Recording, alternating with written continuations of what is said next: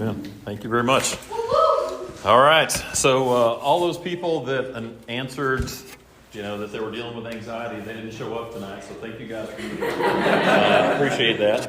As he said, my name is Eddie Trauber. I'm a licensed marriage and family therapist. I've been in private practice in the state of Texas for almost 30 years. I do a lot of different types of counseling: grief, anxiety, depression, addictions. A lot of anxiety and depression work lately. Let's see, grew up in Dallas, actually in Irving, lived in Saxe for about the last 15 years. And then about a year and a half ago, we sold our house and moved out to the middle of nowhere in East Texas, a small town called Gilmer. Anybody ever heard of Gilmer? Nope, not surprised. Less than 5,000 people, and we live about 15 minutes outside of town. So, in the suburbs of Gilmer. So, we really like it. And I've been working with Focus students and staff for at least 10 years now, and really love Focus and the ministry that they have and what you guys do, and just thank you all for coming tonight. So today I'm going to be talking about stress and anxiety. Yay, what fun. Well, let's jump right in. Both stress and anxiety are emotional responses, and their symptoms can be the same at times, but they're fundamentally different. Okay? So what is stress? Stress is a state of worry or mental tension caused by a difficult situation. So stress is a natural human response that prompts us to address challenges and threats in our lives. Everybody experiences stress from one degree to another at different times. Anybody stressed with school right now? About half of you. Yeah? So why are you stressed with school? What's going on? A lot to do. A lot to do? All right. Like what? Assignments? Yeah. Tests? Projects? Midterms, anybody? Yeah? Absolutely. So let's talk about causes of stress. Typically, stress is caused by it's caused by external triggers, and they're either short-term or long-term, right? So what are some short-term triggers that are not school-related? Okay? So short-term things that happen in life that would be stressful that are not specifically school-related. Traffic? Oh, yeah. Got a lot of that coming in tonight. Money? Yeah, I have too much money. I don't know what to do with it. So yeah, I'm sure you guys have that problem. Right? What else? Gas prices? Yeah, they're so low these days. Can't decide where to give my money to which gas station. All right. Product shortages. Yeah, product shortages. Roommate fights. Uh-oh. We're about to have some discussion in here probably. No, but roommate fights. Anybody ever struggle with a roommate? I got a story. My freshman year in college, I got to college and met my roommate. Hadn't met him before, didn't know anything about him. And I went to fish camp. Y'all have fish camp? It's like the first week of school. And you go and you get to meet a lot of people over the weekend. And I went and my roommate didn't. And before I left, my parents went and got me one of those refrigerators and stocked it up with groceries and everything. And I got back from the weekend and he had literally eaten everything. Everything. I mean, it was like $100 worth of groceries. And that was like 100 years ago. So, that was my freshman year. So we had a little conflict. So what other things? Work trouble? Dating conflict? Y'all even know what that is? Yeah, I mean, you just have no conflict in dating. Everything goes well. Money, bills, car trouble, getting sick. Yeah, those are all short-term stressors, right? So what are some longer-term stressors?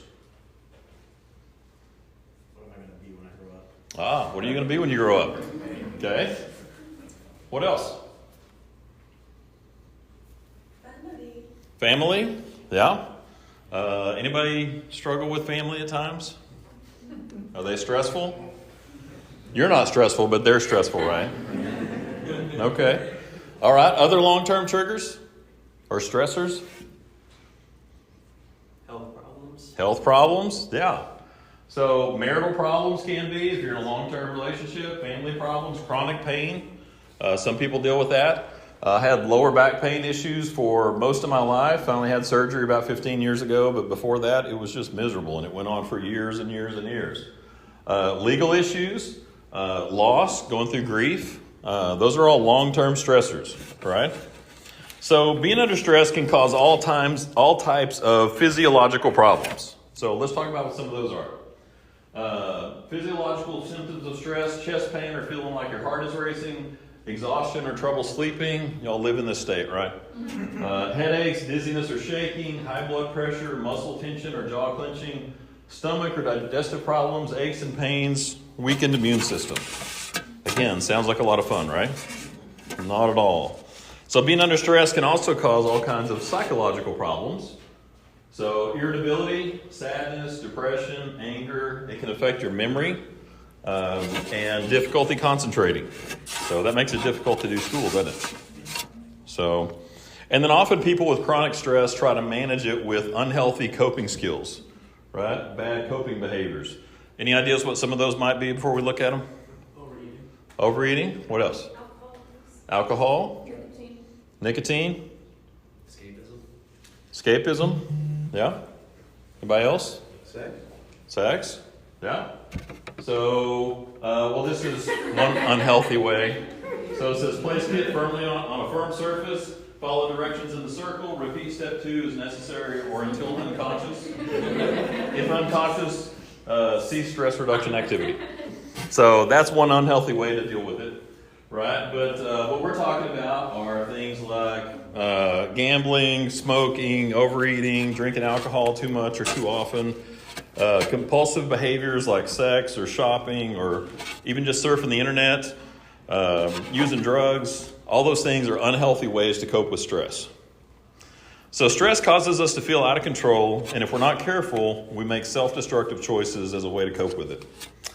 And as I said before, we all experience stress, and you can't avoid it, but you can stop it from taking over your life by practicing some daily self-care strategies. So some things that can help you to deal with stress are exercise regularly, stay positive. Anybody have trouble with that one? Yeah. Setting goals and hopefully accomplishing some of those, not just setting them. Getting help, accepting your limitations, learning to say no, staying in community. Those are all things that can help you in healthy ways to cope with those stressors that show up. And even though it doesn't feel like it at times, we actually do have a lot of control over the amount of stress we take on. Does it ever feel like you don't have control over the stress in your life? Yeah, like with school? Yeah, y'all ever feel like you don't have any control over the amount of stress that you have in school? Yeah? Drop out. Well, I can't do that. Why not? Because there's consequences. It comes with consequences. Yes, but you could do that, right? It is your choice to be here. It's your choice to put yourself in this situation. A lot of this goes back to how you view your circumstances, right? So if you feel like, oh my gosh, all this stress is on me and I don't have any say in it, I can't do anything about it, it feels overwhelming and you lose hope. If you change your perspective a little bit and say, you know what? Yeah, this is overwhelming, but I'm choosing to be here because I want the degree so that I can get the job, or so that this is going to open doors for me down the road. I'm choosing to put myself under this stress. Right? You see how that could change it a little bit? The stressors don't change, but your perspective changes. So make good choices. Keep your stress level as low as possible. So before we get into anxiety, we need to talk about one other thing, and that is fear. Okay? So what is fear? Fear is an immediate physiological response to a perceived physical or emotional threat. Anybody see this movie? That was cool, wasn't it? So let's break that down. What does that mean? Basically, fear is a physical response to something that we perceive as a threat. Okay? It doesn't matter if the threat is real or not. In that moment, our brain takes it and makes it real. Okay? So our body and our brain chemistry, they actually change as a result of being afraid. There's a long list of changes that actually take place, but the one that we typically notice is that, our brain releases a chemical called adrenaline, and that kicks in when we get afraid, and what do we do? Or fight or flight. Yeah, fight or flight or freeze. We go into a heightened sense of arousal at that point. So two things that typically happen that are noticeable side effects are our breathing changes. What happens when you get afraid? Rapid breathe. Yeah. Right? Or sometimes and you can't breathe, right? So it affects your breathing. And then it kicks in with that adrenaline, and usually your body reacts in some way. Again, it either freezes or you're headed out the door before you even realize what happens. So what are some things that people are typically afraid of? Anybody in here afraid of public speaking? A couple of you? Okay, I'm going to ask one of you to come up here and talk with me about that. No. No? You said we could say no, right? You're not supposed to practice that yet. But when I said that, some of you were probably like, uh-oh, he's going to ask me to go up front and speak, and I don't like doing that, right? I mean, they just had a little fear response.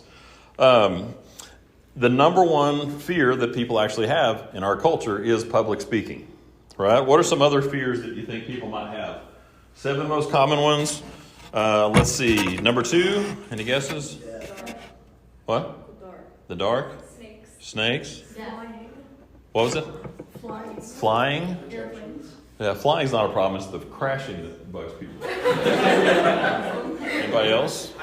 Heights? Being alone. Being alone? Needles? Performing? All right. So let's see what these are. Public speaking, number 1. Number 2, strangers. Yeah. Flying, there we go. It's not the flying. Again, it's the sudden stop at the bottom. Spiders and snakes. Yeah. Enclosed spaces. Dogs. Anybody afraid of dogs?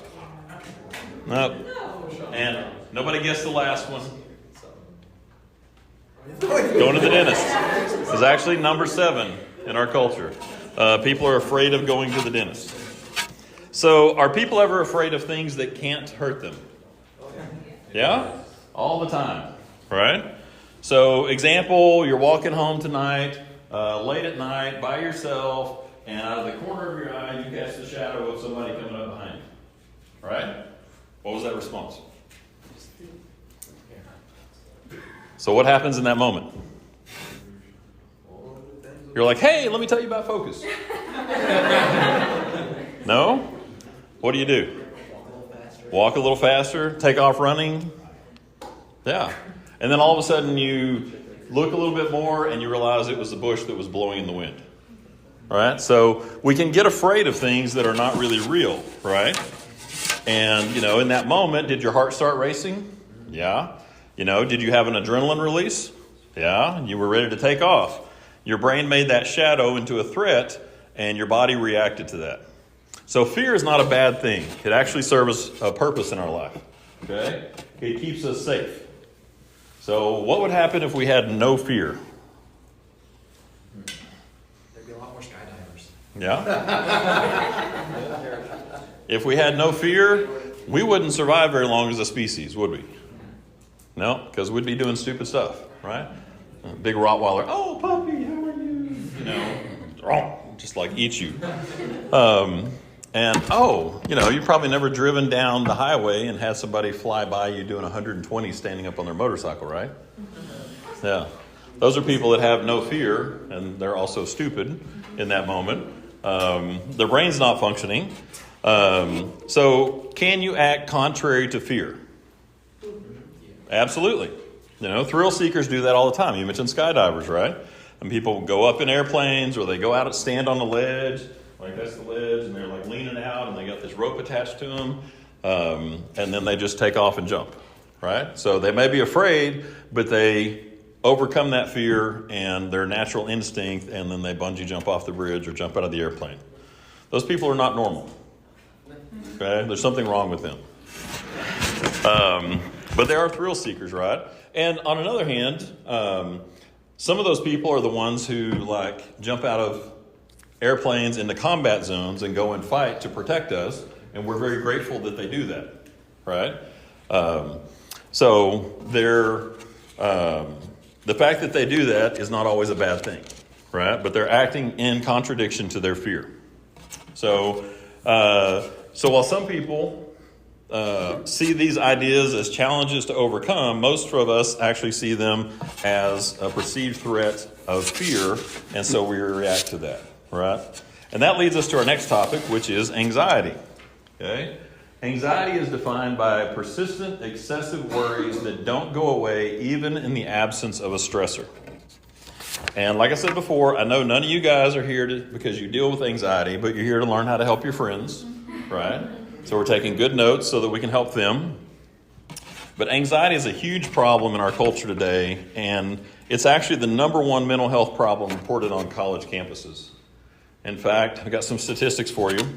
In a survey by the American College Health Association, 46% of college students said that they felt, quote unquote, things were hopeless at least once in the previous 12 months. Nearly a third had become so depressed that it was difficult to function.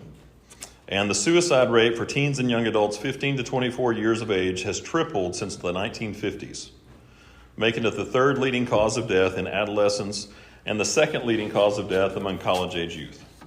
So in my own counseling practice, since COVID hit, the cases of anxiety and depression have more than doubled.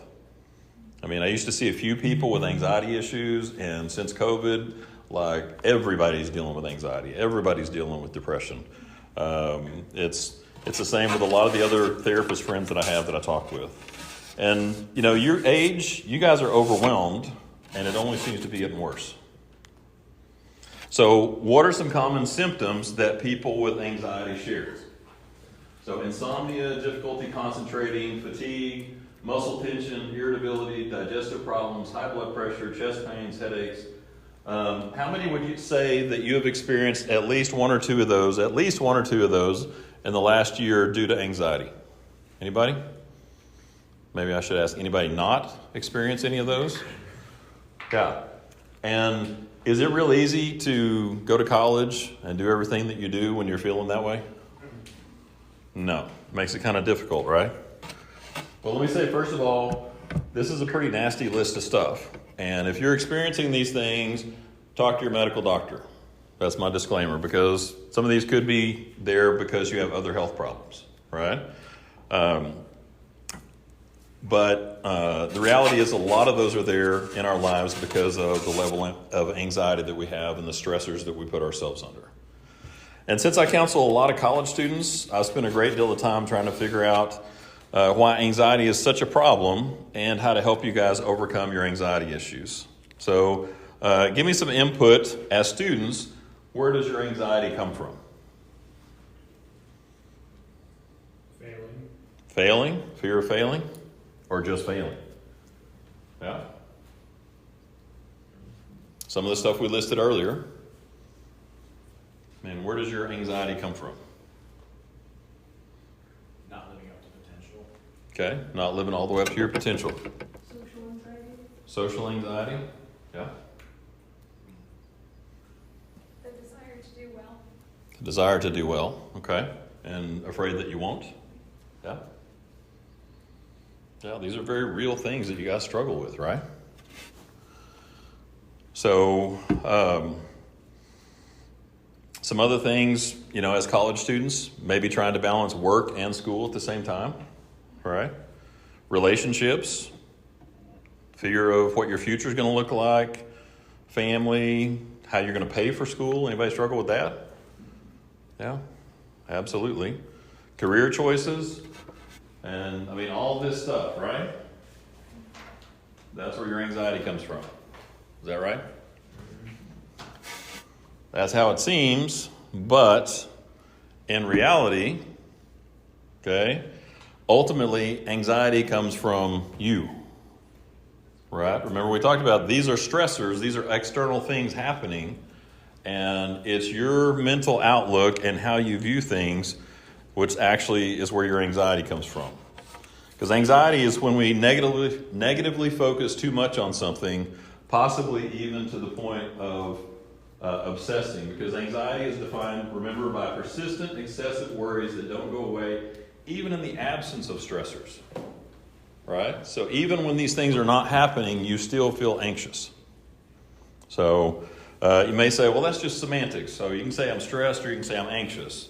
But there is a difference, right? Because anxiety is when these things are not there and I still feel overwhelmed. I still feel scared. I still feel out of control. So, for example, let's talk about taking tests. Anybody have test anxiety? A couple of us? Okay. So how many of you have stressed over taking a test at some point in your life? Everybody? Yeah? Okay. How many of you have failed a test before? If you have never failed a test before, you guys are awesome. You're rock stars. One of my nephews, he was actually pre-med, and his junior year of college, he got his first B ever in his life. He was crushed. I mean, like bawling. I'm like, this kid is like wrecked. And I'm like, are you kidding me?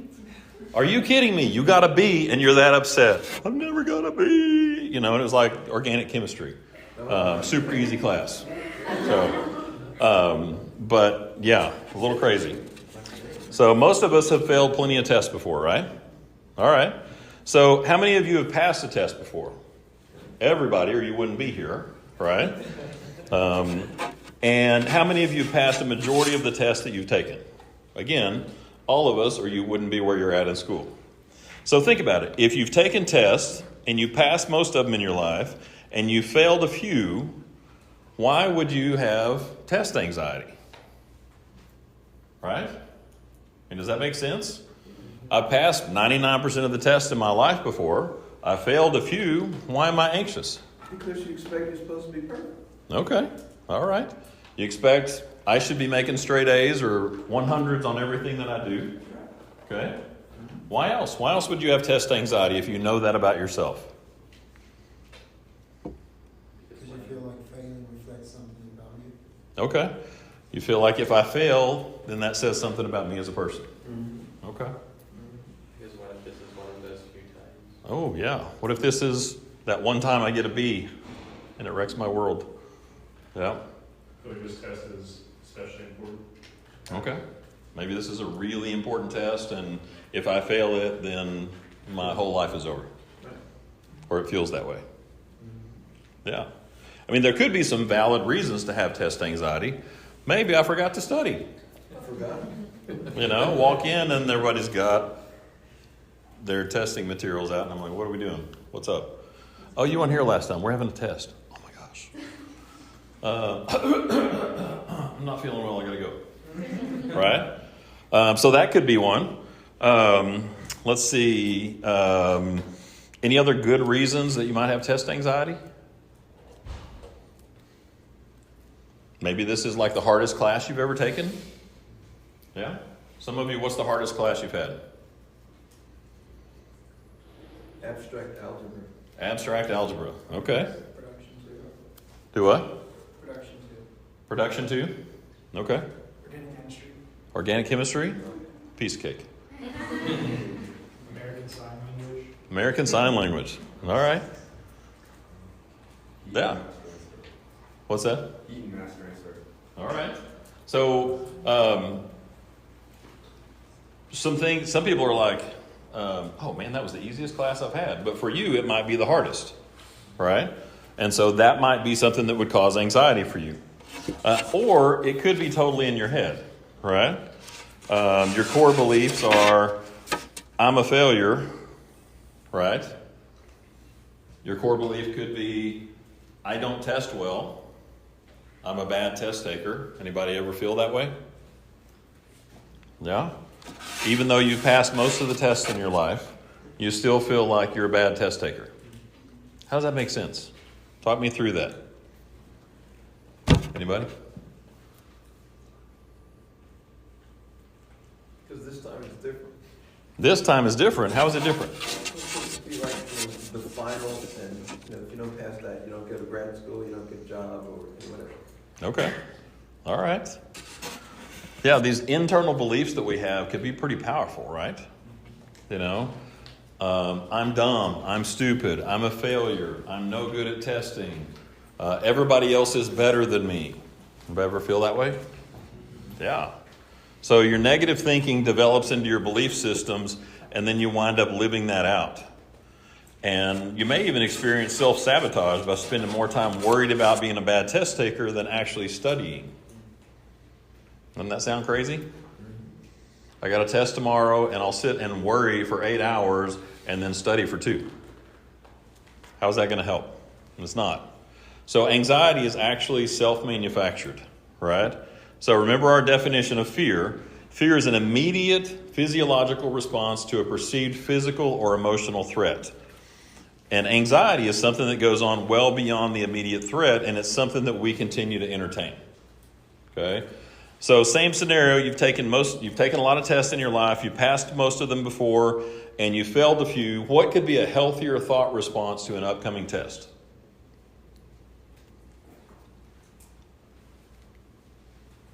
What are some good things you could think about it rather than beating yourself up? If I take it one step at a time, then I'm sure I'll get it down. Okay. If I take my time and I study the material and I work my way through it, I'm sure I'll learn it and get it down. Good. Somebody else? What are some good thoughts that you could have about yourself or about your test-taking ability? Change my studying strategy. Okay. I'm going to change my study strategy. One thing, maybe you're taking a class from a professor you haven't had before and they test differently. And the way you test the way that you studied didn't really work well on the last test. So I'm going to change the way I study, and that's going to help me do better. That's good. What else? Study with someone who really knows the material. Okay. Study with someone who understands it and knows it well. Okay. Help you feel more confident.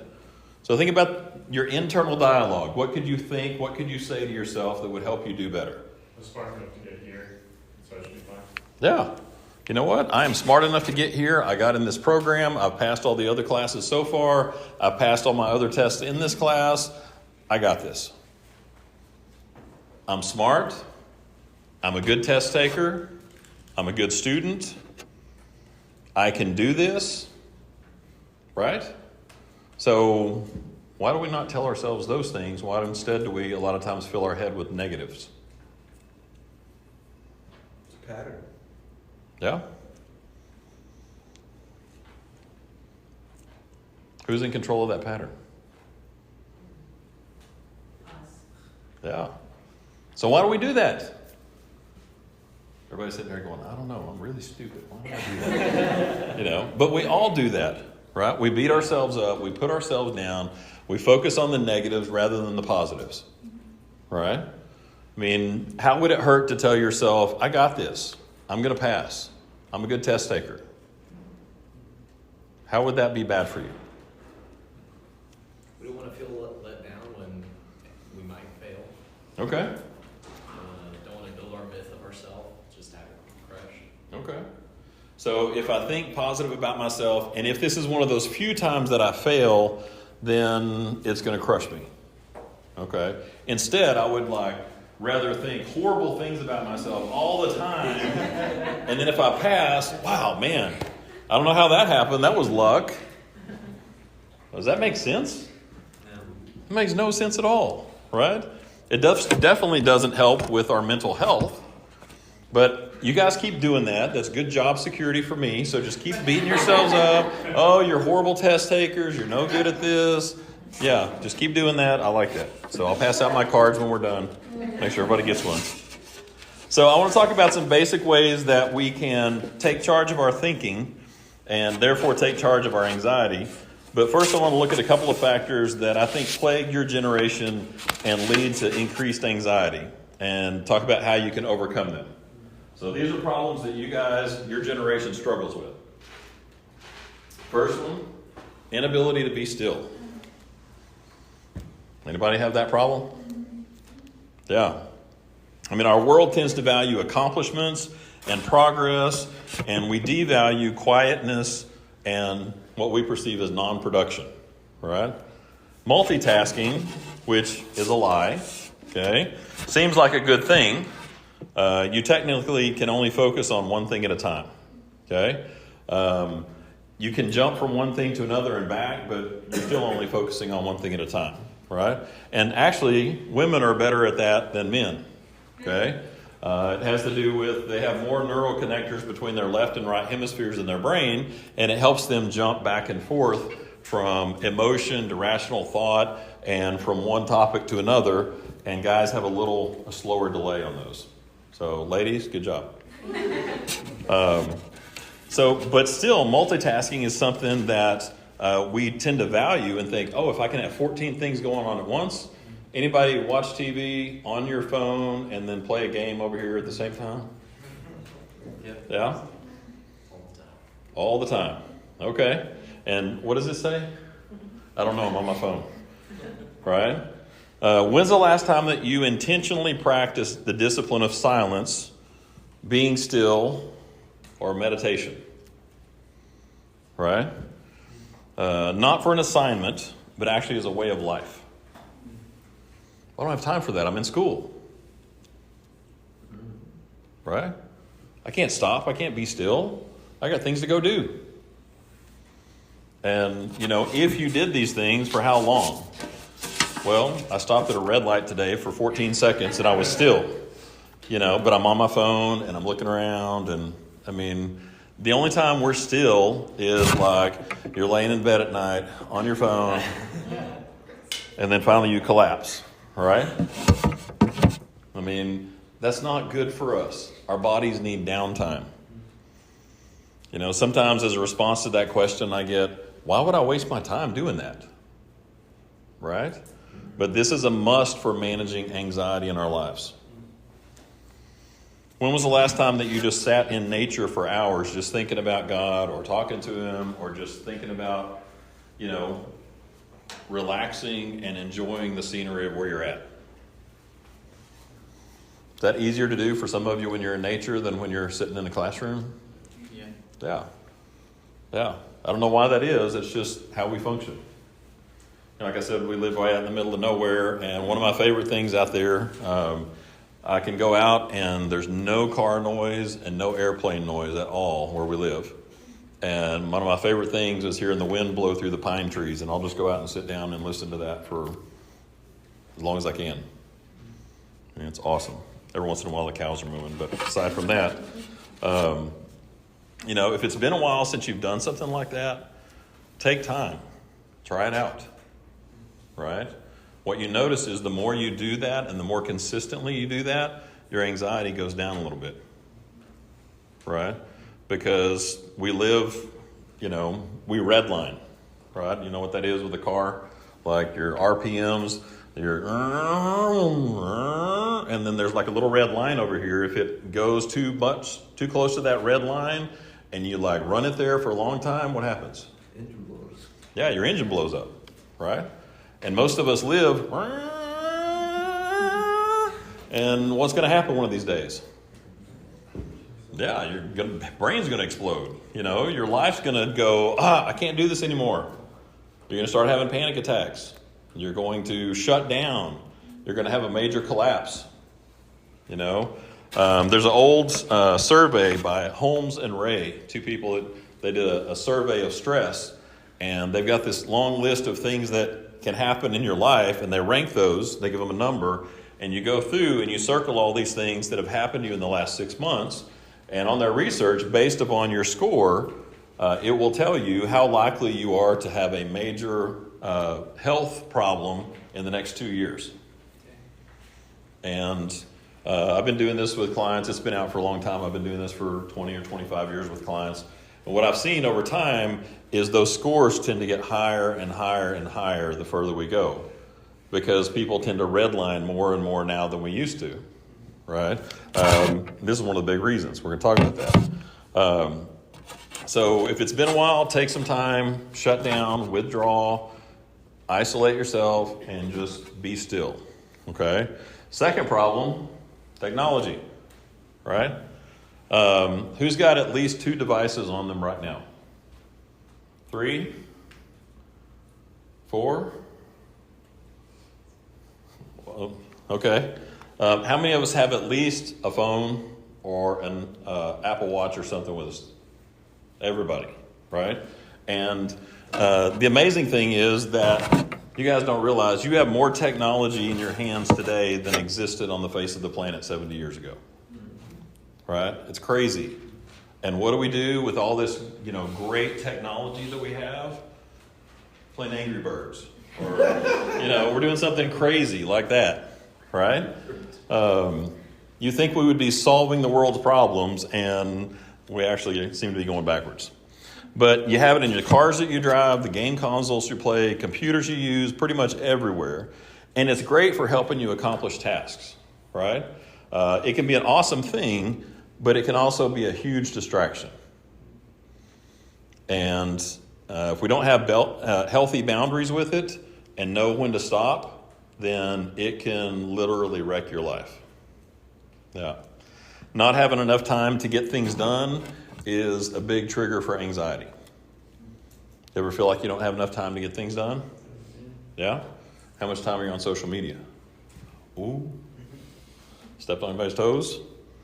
Right? Anybody struggle with time wasters on your technology? What are some of those? TikTok. What's that? TikTok. TikTok? YouTube? Netflix? What was that? Memes? Yeah. I mean, these things, again, are huge time wasters. And in a situation where you're all here because your friends have anxiety and their lives are full of things that occupy their time and distract them and keep them from doing what they should be doing, you would think we would delete all those apps off of our phones and get rid of those things and say, you know what, I need to spend my time focused on school or on things that are productive. Right? Is that what we do? Nope. All right. So get some accountability for your technology. Make the decision to put your devices away so that they're used for improving your life rather than running it or ruining it. Right? Get an upgrade on your phone. Go get a flip phone. What are you laughing at? Who would have a flip phone? That's crazy, right? What would happen if you didn't have all this distraction? Would you have more time? Yeah. Well, I got to have my banking app, and I need my GPS, and I got to have social media because that's how I stay in touch with my friends, and I always get a list of excuses, right? But like if your anxiety level is redlining and your life is crazy, you got to start looking at what are the things that are making my life difficult. And one of them typically is I make bad choices with my technology. I don't regulate well. So, upgrade to a flip phone or get an accountability partner to set up parental codes on your phone so that you only have limited amount of time each day to be on certain kinds of apps. Anybody ever do that? Yeah? Does it help? Okay, some of you are saying yeah, some of you are saying no. So, all right. If it doesn't work, then figure out something else that does. Right? So along those same lines, we talked about it. Social media. One question, how much time do you guys spend on social media in a week? 5 minutes? What's that face for?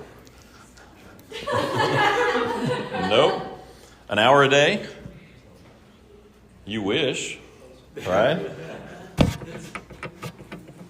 More than that? Yeah? Okay. So, this is one of the most effective tools for keeping up with other human beings in the world and potentially one of the most devastating concepts ever created when it comes to anxiety. Right? How is it a problem regarding anxiety? You guys tell me. Comparisons? What do you mean by that? You said, I'm so sorry, I was checking Yep. the screen time. Were you talking about social media? Yeah. I was like, how much time do I spend? He was on TikTok. I'm sorry, what did you say? On social media, you can compare yourself to, friends, non-friends, depending on what gets put in front of you. Yeah. Whatever the algorithm says, they're like, you need to look like this, you need to be like this, you need to act like this. Yeah. You compare yourself to how people look, where they're at, their cheeseburger. I don't understand that. Why would you want to show me a picture of your cheeseburger? Yes. Oftentimes anxiety just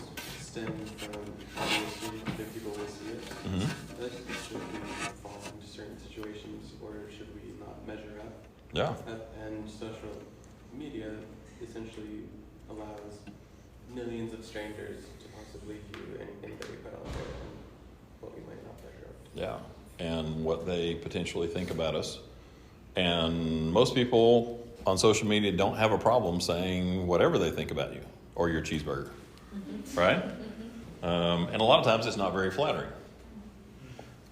And I know you guys, like if y'all got on social media and you're comparing yourself to other people, you would only pick people whose lives are a total wreck, who are, bad people, and you would go, man, I am so much better off than that person, right?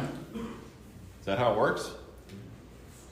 I am smarter, better looking, in a better relationship, my life is all together. Look at that loser. No, what do? People also put out the glamorized version of their lives, so it's Yeah. incredibly difficult, even if you wanted to try and find Yeah. people that are... Yeah. If I went on vacation with my family and we're fighting the whole way to the Grand Canyon, kids in the back, shut up! Well, I'm not stopping 14 times to go to the bathroom, and all the negative stuff, and all I put are the 2 pictures of, oh, look at the Trovers. There's the Grand Canyon. It'd be like, oh, they have such a great family. That's awesome. I wish our family was like that. We fought all the way to Florida. But the reality is, we only put the glamorized version of ourselves out there, and that's what we all compare ourselves to, right? So that's one thing, again, you got to get out of that, right? And not only do we do that for short periods of time, but you guys do this for hours a day. What kind of impact do you think that has on your psyche if you're comparing yourself to, and everybody else's life is better than yours? And you're doing that constantly for hours a day.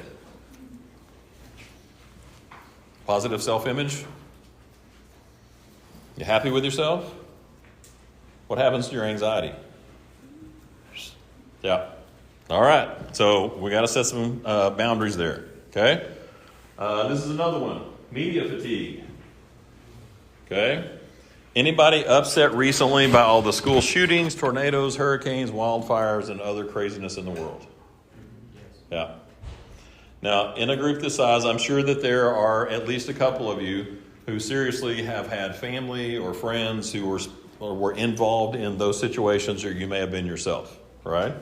But the vast majority of us, that's not the case, right? And yet, when you watch the media today, they do it in such a way that it feels like you're right there experiencing this. It may be like, oh my gosh, look at this. And it feels like I'm walking into this flooded house, right? It feels like I'm running down the hallway with an active shooter. And what happens? Man, my anxiety goes through the roof. Because every day, every week, there's something new, right? And you get secondhand trauma. It's a real thing. And so what does that do to your anxiety? Yeah, there's one more thing we're just piling on top, right? So I'm not saying don't be informed, but set some limits for yourself to know when and what media you can take, you can intake. And it's not going to hurt you not to watch all this stuff, right? Try reading about it a little bit instead of watching the videos. And try just unplugging and saying, you know what, I don't need to have my head in news for a little while. I'm just going to say no to all of that for a little while and see what happens. What do you think that would do to your anxiety, potentially? Decrease. Hopefully, it's going to decrease. So I'm not saying any one of these things is going to fix all your problems, but when we start stacking them up and going, man, yeah, I do this and I do this and I do this, and my anxiety is way up here, if you start unpacking some of this stuff, it starts coming down. So it actually will help. So let's talk about strategies for overcoming anxiety. So first one is identify your irrational thoughts and beliefs and fight them. All right? So what are some of the irrational thoughts and beliefs that we've talked about in here so far? Public speaking. Yep. I'm afraid of that. Okay. The thoughts that we talked about as far as test taking, right? And for some of you, it may be that's not a big deal. I love public speaking. Okay, well, then figure out the ones that are bad in your brain and then start to take those captive. Start to say, I'm not going to give in to those things anymore, right? Don't let them run around in your head. So you've got to wage war against them. You got to take them captive. And 2 Corinthians 10:5, right, talks about taking every thought captive and making it obedient to Christ, right? And when you go back and read the original text, the language that they used was the language that was actually used on the battlefield, right? And so when they're talking about taking your thoughts captive, it's, in this combat situation, you're walking up to the enemy and saying, excuse me, would you please put down your weapon and go with me? Would you mind doing that? Come on, let's go over here. And, I'm going to tie you up or put you in chains, and we're done, right? That's how combat works, right? No. What does it look like? It's ugly. Man, you're sneaking up on somebody, and you're fighting, and you're wrestling, and you're having to work hard to overcome this thing and subdue it, and then you got to put chains on it, and you got to drag it away, and it's still fighting. And you take them and you put them in some kind of internment camp, right? And that's what it's like with these thoughts running around our head. They don't just give up easy, right? This is something that you have to wage war against. You have to fight against. And that's what this passage is talking about. You got to fight it with all that you have, beat these thoughts, and then we're not just getting rid of them. You got to replace them with positive thoughts. Okay? So give me some positive thoughts that you could put in your head about who you are.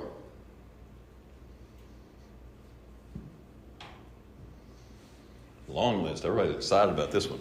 I'm confident. I'm confident. Yep. I'm enough. I'm enough. Yep. I'm good looking. I'm good looking. Oh, yeah. I'm smart. I'm smart. I'm capable of handling the situation. Absolutely. I am capable of handling the situation. I'm loved no matter the outcome. I am loved no matter the outcome. Now, these things are awesome. Why do we not think about these things? Why do we not put those in our head and get rid of the stuff that is degrading? So think about it. Everybody got a best friend? A really close friend? Yeah? Would you sit by and allow other people to talk to your best friend or talk about your best friend the way that you talk about yourself? No? Why not? What was that? She's like got her fist up. She's fixing to jump on somebody up here. I'm like, man, it scared me. So what was that? You gonna beat the snot out of them. I beat him up. Yeah, you beat them up. Why? Because they're not allowed to talk to my friend like that. Man, I want to be your friend. Yeah, I mean, that's what we want, right? We want friends who got our back and would watch out for us and make sure that people are not out there maligning our name and talking trash about us. Then why do we do that to ourselves? Because we can. Yeah, because we can. I mean, this may seem really simple, but I mean, when you think about anxiety in your life, if you had somebody standing outside you talking trash to you every day, telling you, oh, you're no good, you're not enough, you're horrible, you're a failure, imagine how you would feel. I mean, your shoulders slump, you get depressed. Oh, gosh, man, I just can't go on. And yet we do that to ourselves all day long and think, there's no big deal because it's all true, right? I believe it to be true. You cannot let those thoughts inside your head and let them keep running around. So know who you are in Christ and replace all those negative thoughts with truth, right? And if you got questions about what the truth is, go ask your best friend, right? And if they tell you, oh, you're a loser, you're stupid, you're an idiot, then get a new best friend, all right? Go find somebody who's going to build you up and encourage you and support you. Write those things down. Even if you're not believing them, you believe that they feel that way about you. And then you start putting that stuff in your head. Okay? So, next one. practice the art of positivity. Okay? Regarding yourself and whatever situation you're in. Focus on the good things about the situation or yourself instead of the negatives. And then also surround yourself with people who build you up. Kind of goes along with what we were just talking about. And Philippians 4:8, y'all familiar with this verse? Says, whatever is honorable, true, just, pure, lovely, virtuous, commendable, worthy of praise, think about these things. Right? What would happen if you only thought about those things all day long? You wouldn't have time to think about any bad stuff, right? All that stuff that creates anxiety in your life. If you're focusing on the positives, then what happens to all that negative stuff? It's displaced. All right? So, next one. Don't take yourself too seriously. Okay? Anxiety is all about how something will go wrong in our lives or how something's bad. So, do you trust God or don't you? Right? Do you trust Him? Yeah? Has He got your back or not? Now, that doesn't mean that everything's going to work out the way you want it to, right? But do you trust that He has your best interest at heart and that He's going to provide for you? Then chill out and cast all your anxieties on Him, right? And now, again, casting your anxieties on God, what does that look like?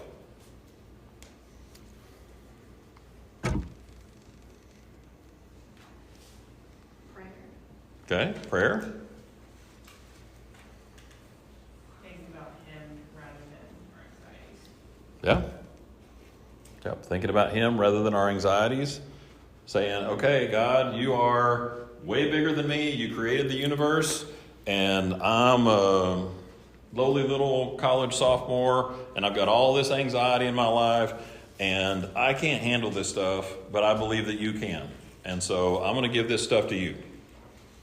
And I'm going to trust that you're going to help me get through the stressors in my life and make good choices. Right? So that's what we've got to do. Stop taking ourselves so seriously and thinking that we can actually handle all this anxiety. Because I got news for you, you can't. Let's think about all those statistics I read earlier about college students. Right? I mean, you guys are overwhelmed. So, number 4 is limit your activity and choices. More is not always better. Y'all like hot dogs? You like mustard on your hot dog? Not that much, right? So more is not always better. Take time to focus on God. Stop being so busy. Slow down. Psalm 46:10 says, "Be still and know that I am God." That's actually one of my bees out of my property. So they keep bees. But that's slow down and enjoy the journey that you're on. Okay? Stop taking on way more than you can handle. Follow the example of Jesus. He was always busy serving, and yet did He stop and spend time to go away by Himself and just spend time with God? Yeah. Be still and know that He is God. Slow down, relax, stop taking on way too much. So number 5, get help. Okay? Tell those people who trust that you trust about what you're going through and ask them for help and insight. That may be talking to a counselor. It may be talking to Corfa. That may be talking to a doctor. If you feel like it's bad enough you need medication, talking to them about what's going on. But finding somebody that you know that you trust and allow them to help you. Galatians 6:2 says, "Bear one another's burdens and so fulfill the law of Christ." A lot of times we read that and we think about, oh, that's heavy for you? Let me get that piece of paper for you. Right? But sometimes it looks like this, doesn't it? I feel so overwhelmed, I need somebody to just carry me. My life is so much a wreck right now. And you've got to find people and surround yourself with people, like in a community like this, who will say, you know what? I got your back. I'm here for you. I will support you. I'll help you get through this difficult time. So get help. And then the last one, focus on self-care basics. Right? I always talk about the 5 basics that you need to be focusing on in your life. The first 3 are physical. The next one's relational, and then spiritual is the last one. So make sure that you're eating healthy. Make sure that you're getting enough sleep. Make sure you're getting some kind of regular exercise. You know, you don't have to go crazy on any of these things. You don't have to like have the perfect diet, sleep, 8.5 hours a night, and exercise 5 times a week. I get it. Your schedules are crazy, but at least make an effort to find some balance in these things. Community. Find people, again, like Focus, that you can spend time with, that you can live life with, that you can build friendships with, be in each other's lives, support each other. And then spiritual growth, spending time with God, saying, okay, I need to get away, I need to withdraw, I need to spend some time slowing down and growing spiritually. Okay? Let's see. In closing, I just want to challenge you to find ways to manage your stress and anxiety in your life. And are we Q&A? Who's doing the Q&A? Yeah, we'll do that. Okay. I can come up and share some. Okay. Yeah. Go ahead. Come on. All right. So yeah, one of the ways in our community that we kind of help one another deal with a lot of these things is in our small groups. So we're going to pass out some cups in a second.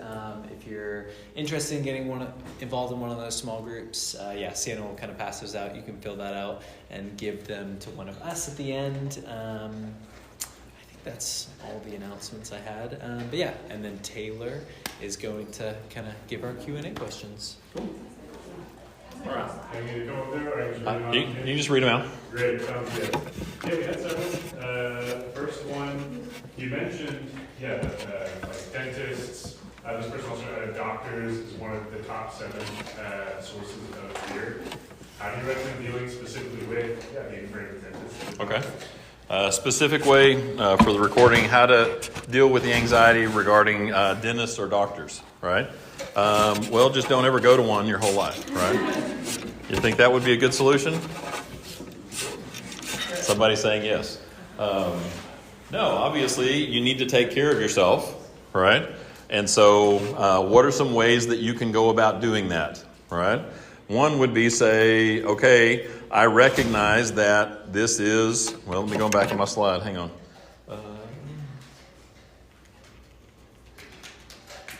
All right, what does that say?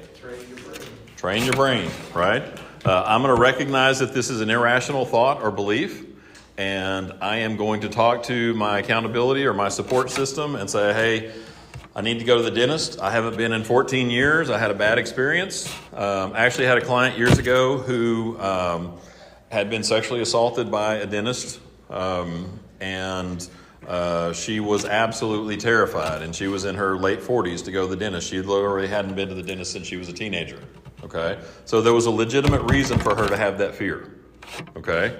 And so we talked about it, worked through her beliefs, and one of the things that we did was we found a dentist who would work with her and allow her best friend to go with her and stay in the room with her while he was doing the procedures. Okay? And so there was something there that gave her security and safety. And so you can do something like that. Same thing with doctors. I can't go in the room with my friend and their doctor. Well, why not? I mean, if they will sign a release form, absolutely you can. Okay? So that would be how I would handle that situation.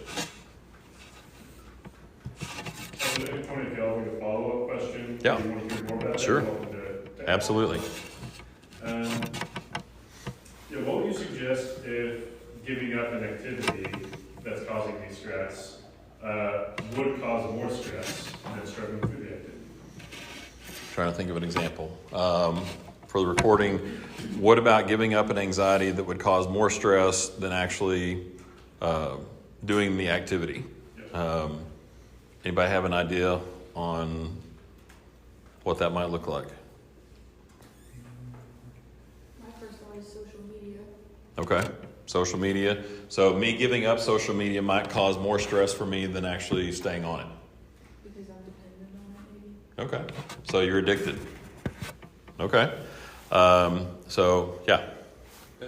example that I would think of is if there are expectations from like family members or friends for you to finish something.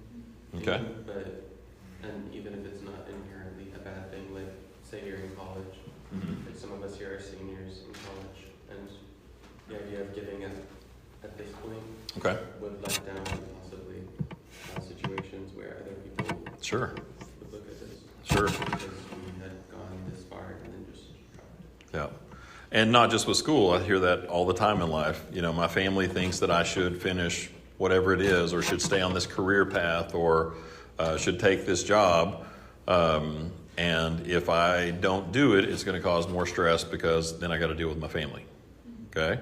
So we'll talk about the social media. First of all, one way you can do that is wean yourself off, right? You know, they've got a patch now for social media, just like smoking, that you can get on. And no, that'd be nice, wouldn't it? But set some limits on your phone rather than say I'm deleting all the apps and locking my phone down, or I'm getting a flip phone. That's cold turkey, right?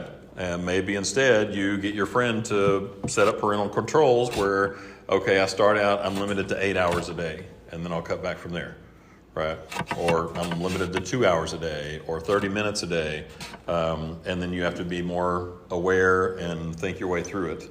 And then work your way back until you can say, okay, I'm going to delete these things. A client right now that we're doing that, and he's taken a week off.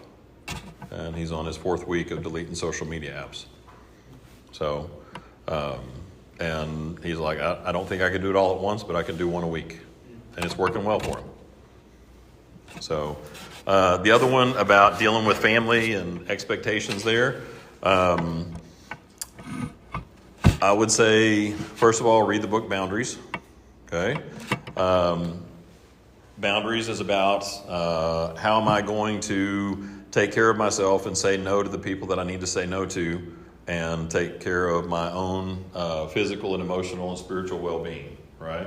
Sometimes with family, we have to do that. We have to say, okay, I don't want to take this job. I don't want to finish school. I'm not going to do that, right? And that may cause more stress, and then you get to decide, how am I going to deal with that stress, right? It would be great if everybody just totally respected what you wanted and didn't put any pressure on you. Is that typical? No. And especially for you guys, because you're not far removed from childhood. A lot of times parents still think that they can tell you what to do, right? And maybe in some cases they can, because they're still paying the bills, right? If you said, you know what, I'm going to drop out of college, and they said, no, you're not, and you said, yes, I am, I'm going to go get a job, and you're going to stop paying for all my stuff, and I'm going to become a functioning adult, then do they actually have any control there? No. But like, as long as they have some kind of connection to you where they're either paying for something or they have something emotionally over you and you're not willing or able to disconnect that, then it's going to cause stress. So, and I mean, ultimately that really is about growing up, right? Because at some point you think, okay, my parents are not going to be in control of my life anymore. And you have to decide when that's going to be. So, any other questions on that? No? There are 2 questions that came in that are similar, so we can lump them together. One is, what if you don't know what's causing your stress, and you have no idea what to do about it? And then the other question is, specifically regarding panic attacks, how do I handle those whenever I don't know where they come from? Good. So the first one, what do I do if I have stress and I don't know where it comes from? Okay. One thing you can do is ask the people that are close to you, people that are in your life that know you pretty well, and they probably can tell you. Okay. They probably can go, hey, you're taking 42 hours this semester. That's probably a little too much, you know. Or, hey, you're not sleeping at all. Or, weren't you gaming for 16 hours yesterday and not doing your schoolwork, and now you're stressed because you're behind? That may have something to do with it. So sometimes outside perspective from friends or family, and then also, seek a professional. If that doesn't give you what you need at that point, talk to somebody who has a totally outside perspective that may be able to give you some insight. So... And then panic attacks. I didn't talk about that tonight, but we'll spend a few minutes on it. So anybody know anybody that's had a panic attack? Yeah, most people, right? So a panic attack is basically when your anxiety goes into hyperdrive, right? So having some anxiety, and then all of a sudden, I start to experience some very real physical symptoms, right? Like what? What are some signs and symptoms of a panic attack? Tunnel vision? Hyperventilating? Lightheaded? Chest pain? Dizziness? Yeah? What do all those have in common? Physiological. Yeah, they're physiological, and they're also signs of oxygen deprivation. Right? Stop breathing for about 2 minutes and tell me what's going to happen. My chest is going to start burning. I'm going to start getting lightheaded. I may feel the room start spinning. Right? Guess what? Panic attacks, in large part, are when my anxiety level gets so high that my breathing gets shallower and shallower. Like when you look at a cavity like of lungs, like a chest cavity, our lungs are like this big. They're massive, right? And so when you take a breath and you're just breathing normally, you're using about this much of your lung capacity, right? 20, 25%, okay? If you were to stop and take a deep breath,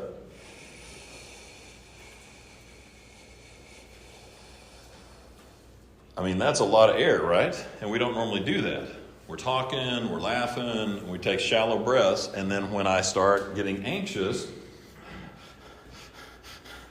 I'm taking less and less oxygen in, and what's going to happen? I'm going to start having the symptoms of lack of oxygen or oxygen deprivation. And a lot of those symptoms are the same as a heart attack, right? And so a lot of times when people are having a panic attack, they go, oh my gosh, my chest is hurting. I can't breathe. I think I'm having a heart attack. I'm going to die. Take me to the hospital. Right? In reality, that's not the case for most people. Okay? And so what do you do whenever you're having a panic attack? What should you do? There you go. Sit down. If somebody's there, they can talk you through it. Hey, let's calm down. Let's relax. Take some deep breaths with me. Let's breathe in. Breathe out.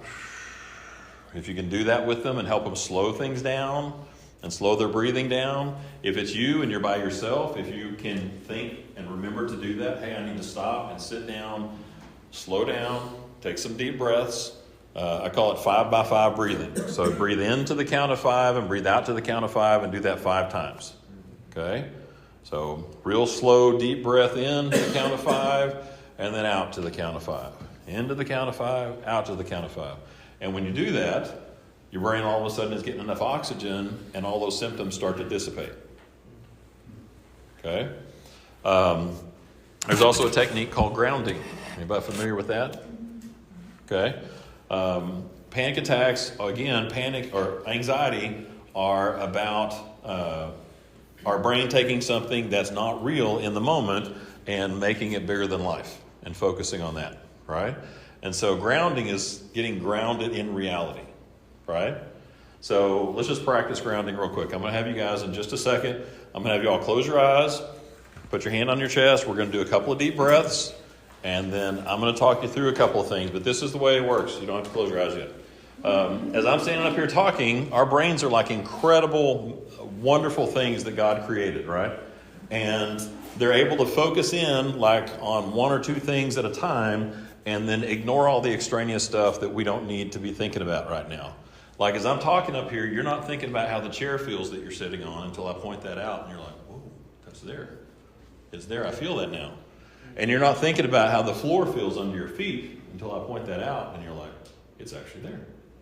Right? Because your brain filtered all that out and said, okay, this is what's important right now. I need to focus on this.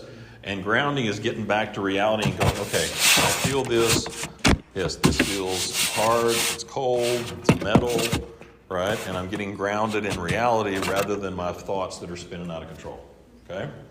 So let me talk to you guys through this. Close your eyes. Put your hand on your chest. Let's start with 3 deep breaths. So breathe in. And breathe out.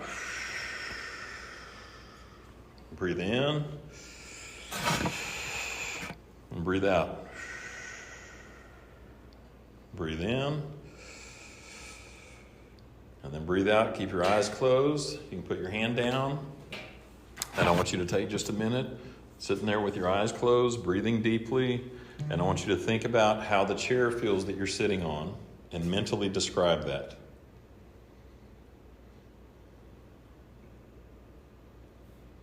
Take a deep breath.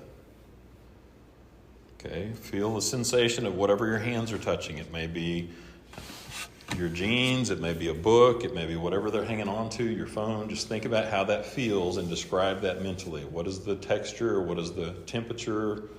How does it feel?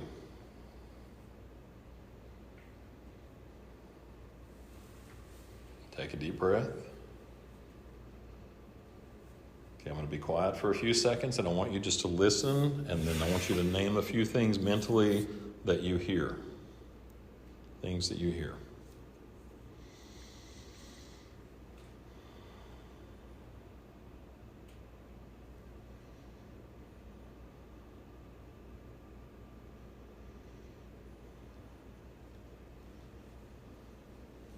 Okay, now open your eyes and pick out one thing in the room, I don't care what it is, and mentally describe it to yourself. What color it is, what shape it is, how it looks.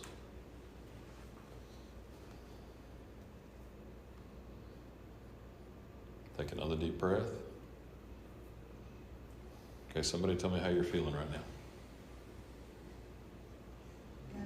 Nice. Somebody else? Relaxed? Peaceful? Yeah.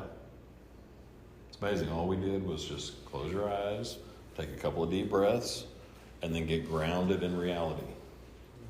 Right? Things that I feel, things that I hear, open your eyes, things that you see, and that takes literally like 3 minutes. You can do that when you're sitting in class if you start feeling anxious. You can do that. Don't close your eyes. You can do it when you're driving. Right? How does the steering wheel feel? What's the car around me look like? Deep breaths. Right? If you have anxiety when you're driving, that's a safe thing to do. Don't close your eyes again. Okay? But those are things that you can do. Again, focus on the breathing, the 5x5 breathing, and the grounding. Whenever it comes to panic attacks, those are things you can do.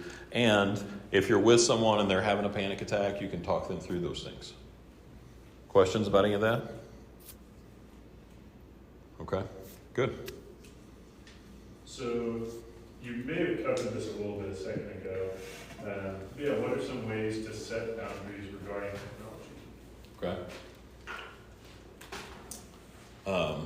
Find a hard surface and get a hammer. One would be cold turkey, get rid of some of it, right? One would be get rid of certain apps that are big time suckers, time wasters. TikTok is one of those that like you fall off in that hole and like you wake up 4 hours later. And you're like, wow, where did that time go, right?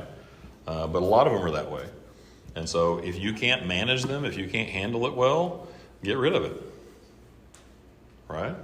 And then, the other big one would be getting some accountability, letting somebody else lock your phone down, and deleting the apps that you shouldn't be on because they're taking too much time, and then maybe setting some time parameters on what you can be on.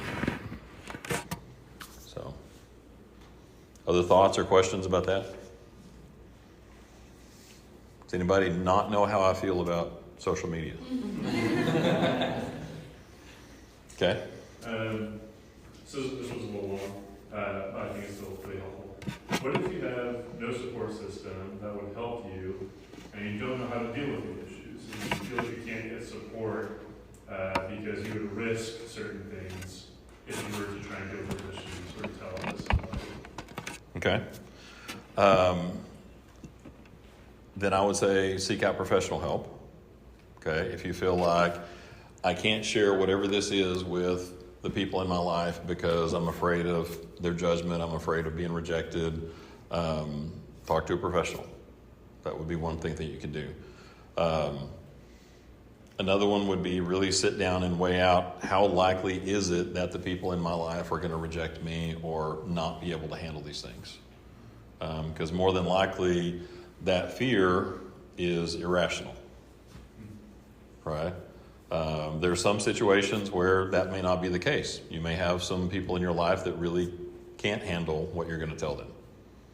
Okay, but especially in a group like this, if you're living life with people and you've known them for, a period of time and you've seen them act, in respectful ways to other people when they found things out, that's a pretty good indicator that they're going to be able to handle what you share with them. Good. Any other questions? Yeah. Okay. Make sure, that additional follow-up offer it. Yeah, what if it feels impossible to turn off my mind? To do what? To turn off my mind. Okay. I would say that, again, that's an irrational belief. Okay. It probably comes from hyperstimulation. Okay. If you're used to stimulating your brain, like from the moment you wake up, you grab your phone and you're doing something all day long, and when you lay down at night and you're like, I just can't turn my brain off. I don't know what the problem is. Well, it might be a little obvious, right? There are times when technology is not the case. Maybe it's I'm focusing on schoolwork and I've got a lot going on there and I just can't seem to shut that down. Then unplug, take some time off. I'm going to set aside X amount of time each day to sit and do nothing and not think about school, not think about anything else.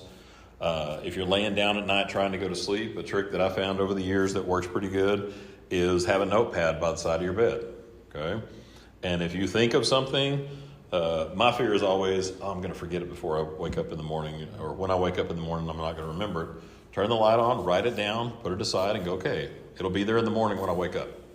Okay? You may have to do that a couple of times, and guess what? Then it starts to quiet down. Okay? And then being still and quieting your mind is actually a discipline. Just like going to the gym.